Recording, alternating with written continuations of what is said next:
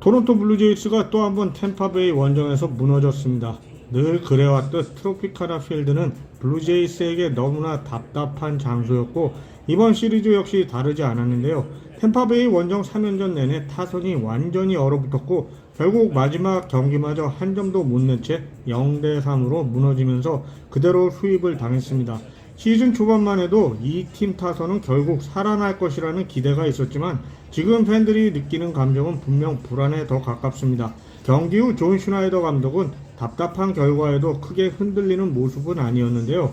다만 지금 토론토 타선이 찬스는 만들면서도 결정적인 순간마다 흐름이 끊기고 있다며 경기 분위기를 바꿔줄 한 방이나 이어지는 공격이 필요하다고 말했습니다.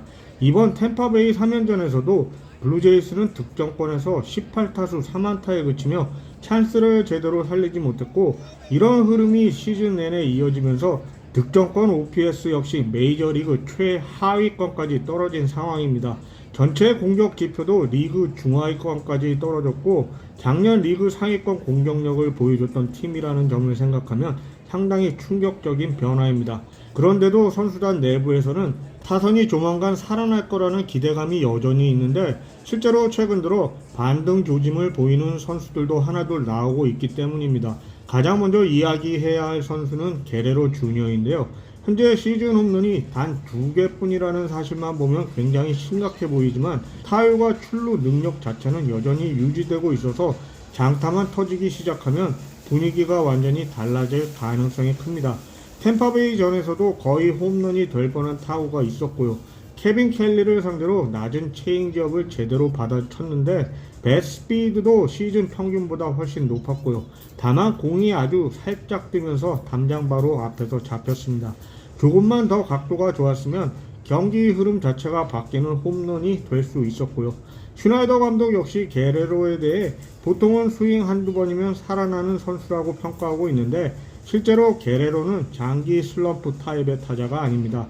감각이 한번 맞기 시작하면 며칠 사이에 장타를 몰아치는 선수니까요. 물론 토론토 입장에서는 그 시점이 언제 오느냐가 문제지만요. 그리고 조지 스프링어 역시 마찬가지인데요. 현재 타율이 일할 때에 머물고 있지만 스프링어가 현재 정상 몸 상태가 아니기 때문에 팀 내에서는 그렇게 큰 걱정을 하지 않는 분위기입니다. 왼발 엄지발가락 골절 상태에서도 계속 뛰고 있는데 그런 상황에서 지금 정도 성적이면 오히려 버티고 있다고 보는 시각도 있습니다. 물론 팬 입장에서는 답답할 수밖에 없는데요. 중심 타선에서 게레로와 스프링어가 동시에 장타를 못 치고 있으니까요. 그런데 블루제이스는 아직 시즌 초반이고 두 선수 모두 커리어를 생각하면 지금 수치 그대로 시즌이 끝날 가능성이 거의 없다고 보고 있는 것으로 보입니다. 또 곧 발목 부상으로 이탈했던 바저가 트리플 A 재활 경기를 마치고 금요일 에인절스전부터 로스터에 합류할 예정인데요. 블루제이스 입장에서는 상당히 중요한 복귀라고 생각됩니다. 왜냐하면 지금 팀 타선에서 가장 부족한 요소가 바로 장타력이기 때문입니다. 바저는 지난 시즌 135경기에서 장타 54개를 기록했던 선수로 아직 완성형 타자는 아니지만 한방 능력은 분명 있습니다. 지금처럼 전체 타선이 답답하게 끌려가는 상황에서는 이런 유형의 선수가 꼭 필요하니까요. 그런데 문제는 바저가 돌아오면 반드시 누군가는 내려가야 하면서 토론토가 굉장히 어려운 선택을 해야 하는 상황이 된 건데요. 며칠 전까지 가장 유력한 후보로는 요앤드릭 피냥고였는데 막상 메이저리그에서 보여준 타격이 너무 좋았습니다. 최근 경기에서 득점권 삼진도 있었고 아직 경험 부족은 분명 보이지만 콜업 이후 타율 4할을 기록하고 있으니까요. 팀 타선 전체가 침체된 상황 속에서 오히려 피냥고가 가장 뜨거운 타자 중 한 명으로 떠오르며 분위기를 살리고 있는 겁니다. 이런 활약이 이어지면서 토론토와 코칭 스텝 입장에서는 오히려 더 난감한 상황에 놓이게 된 입장이고요.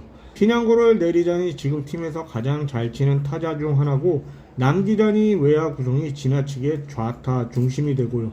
여기에 데이빗 슈나이더 문제도 있는데요. 현재 슈나이더의 OPS는 상당히 낮지만 구단은 여전히 그의 장타력과 출루 능력을 믿고 있기 때문입니다.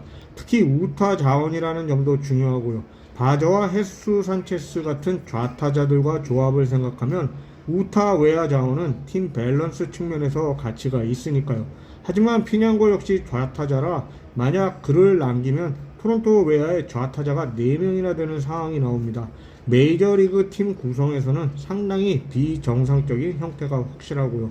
그렇다고 다른 선수를 정리하기도 어려운 상황인데요. 레닌 소사는 최근 영입된 내야 자원인데 옵션이 없습니다. 즉 마이너로 자유롭게 보낼 수가 없다는 뜻이죠. 결국 누군가를 포기해야 할 상황이라는 건데, 아무튼 이번 결정으로 토론토가 지금 가장 중요하게 보는 게 무엇인지 드러나는 선택이 될 가능성이 클 것으로 보여집니다. 즉각적인 공격 생산성을 우선할 것인지 아니면 장기적인 로스터 균형과 선수 운영을 우선할 것인지 말이죠. 그런데 사실 지금 블루제이스 팬들이 가장 흥미롭게 바라보는 선수는 따로 있는데요. 바로 일본에서 건너온 오카모토 카즈마입니다. 오카모토의 시즌 초반은 솔직히 상당히 힘들었습니다. 새로운 리그, 새로운 투수, 새로운 환경, 적응 과정 자체가 쉽지 않았는데요. 4월 중순까지만 해도 타율이 1할 때였고 장타도 거의 나오지 않았고요. 그런데 애리조나 원정 이후 갑자기 완전히 다른 타자가 된 겁니다. 그 변화의 시작에는 굉장히 흥미로운 수정이 하나 있었는데요. 바로 타석 위치를 크게 바꾼 겁니다. 오카모토는 원래 비교적 앞쪽에 서는 타자였습니다. 그런데 어느 순간부터 타석 뒤쪽으로 무려 15cm 이상 물러난 겁니다. 이게 왜 중요하냐면 타석에서 얼마나 앞에 서느냐 뒤에 서느냐는 단순한 습관 문제가 아니기 때문입니다. 투수가 던지는 공을 얼마나 오래 볼 수 있는지, 변화구를 얼마나 늦게까지 판단할 수 있는지와 직결되니까요. 오카모토는 일본 시절부터 빠른 공에는 강하지만 변화구 대처가 약점이라는 평가가 있었습니다. 실제로 시즌 초반 메이저리그 투수들도 거의 절반 가까이를 변화구로 상대했고요. 변화구를 던지면 무너진다는 분석이 이미 공유됐던 겁니다. 그런데 타석 뒤로 이동한 이후 상황이 완전히 달라졌는데요. 변화구 상대 타율이 급상승했고 장타율은 거의 폭발 수준으로 올라갔습니다. 헛스윙 비율은 크게 줄었고 강한 타구 비율은 올라갔고요. 특히 눈에 띄는 건 스윙 결정입니다. 이전에는 변화구가 스트라이크 존에 들어와도 늦게 판단하면서 그냥 지켜보는 경우가 많았습니다. 그러다 보니 카운트가 몰리고 불리해졌고요. 그런데 지금은 존 안으로 들어오는 변화구에 훨씬 적극적으로 반응하고 있는데 공을 더 오래 보면서도 타이밍은 오히려 더 정확해졌고 배트 스피드 역시 눈에 띄게 좋아진 것이죠. 단순히 힘이 붙었다기보다는 자신있게 자기 스윙을 가져가기 시작한 거고, 이전처럼 맞히기에 급급하던 모습에서 벗어나 이제는 확실히 자기 타격을 하고 있는 모습입니다. 그리고 가장 중요한 변화로는 타구를 몸 앞에서 맞히기 시작한 것인데, 장타는 기본적으로 공을 몸 앞에서 끌어와 맞춰야 나오는 구조인데 지금은 그 타이밍이 훨씬 좋아지면서 타구 질도 함께 살아나고 있는 모습입니다.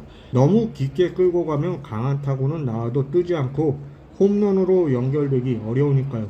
최근 오카모토의 장타가 늘어난 건 결국 타이밍 조절이 좋아졌다는 의미이기도 합니다. 실제로 최근 18경기 성적은 메이저리그 전체 상위권 수준이고요. OPS가 2를 훌쩍 넘고 있고 장타율은 거의 리그 최상위권입니다. 무엇보다 인상적인 건 적응 속도인데요. 대부분의 일본 타자들은 메이저리그 변화구 적응에 상당한 시간이 걸렸습니다. 그런데 오카모토는 메이저리그에 온 지 한 달도 채 되지 않아 스스로 문제를 찾아내고 빠르게 조종에 성공한 겁니다.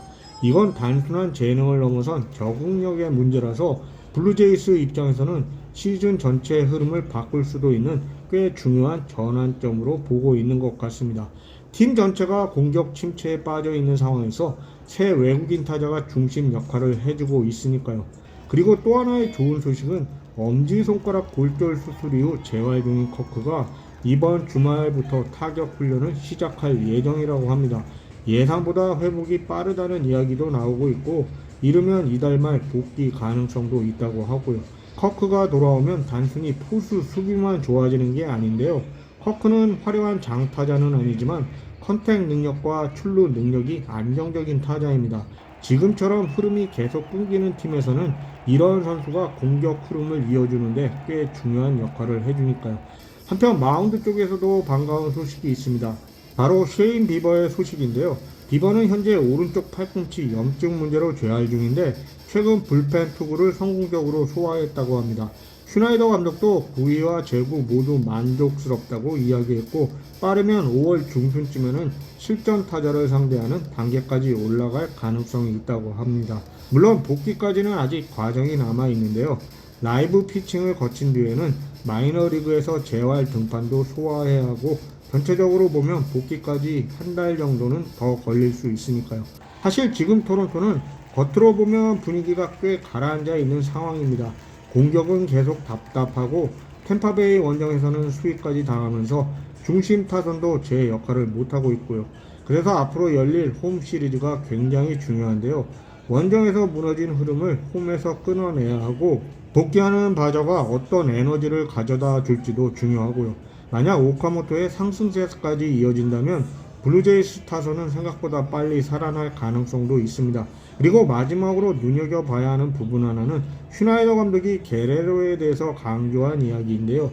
슈나이더 감독은 게레로에게 계속 A 스윙을 가져가라고 강조했다고 합니다. 쉽게 말하면 맞히기에 급급하기보다는 자신이 가장 잘 칠 수 있는 스윙을 계속 가져가라는 뜻이겠죠. 최근 게레로는 팀 타선이 전체적으로 침체되다 보니 다소 컨택 위주로 타격을 가져가는 모습이 있었습니다. 득점권에서는 그런 선택이 도움이 될 수 있지만 기본적으로는 장타로 경기를 바꿔야 하는 타자인데 말이죠. 과연 그 기대가 실제 결과로 이어질 수 있을지는 앞으로의 타석이 답을 보여줄 겁니다. 지금 블루제이스는 분명 흔들리고 있습니다. 하지만 동시에 반등 직전 특유의 분위기도 조금씩 만들어지고 있다는 것입니다. 다만 메이저리그에서 가장 어려운 건 곧 좋아질 것이라는 기대를 실제 결과로 바꾸는 일인데요. 토론토가 이번 홈 시리즈를 계기로 진짜 반등의 출발선을 만들 수 있을지 아니면 답답한 흐름이 더 길어질지 앞으로의 일주일이 시즌 초반 전체 분위기를 결정할 가능성이 매우 커 보입니다.